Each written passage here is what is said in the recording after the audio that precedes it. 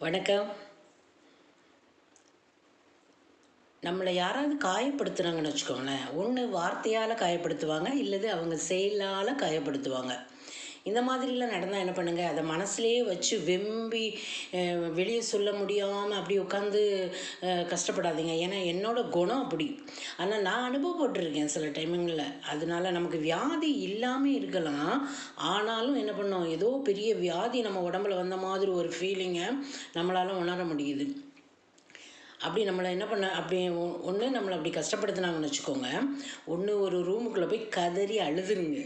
இல்லையா, நம்ம ரொம்ப நம்பிக்கையானவங்ககிட்ட நம்ம சொல்லி அதுக்கு நமக்கு நிவாரணத்தை தேடிக்க வேண்டியதான். இந்த காலத்தில் நம்பிக்கையானவங்கன்னு நம்ம தேடுறதெல்லாம் ரொம்ப அரிது, ரேர் தான் இல்லையா. அதனால் யார்கிட்டையும் சொல்ல வேண்டாம், கதறி அழுதுருங்க.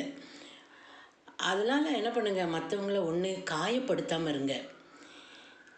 அதான் இந்த நேரத்தில் சொல்கிறது, மற்றவங்கள தயவு செய்து யாரும் காயப்படுத்தாதீங்க. தீயினால் சுட்ட புண் உள்ளாரும் ஆறாதே, நாவினால் சுட்டவடு.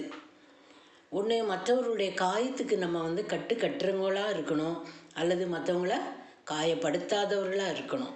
இதான் இந்த நேரத்தில் நான் உங்களுக்கு சொல்கிற ஒரு சின்ன அறிவுரை. ஓகே.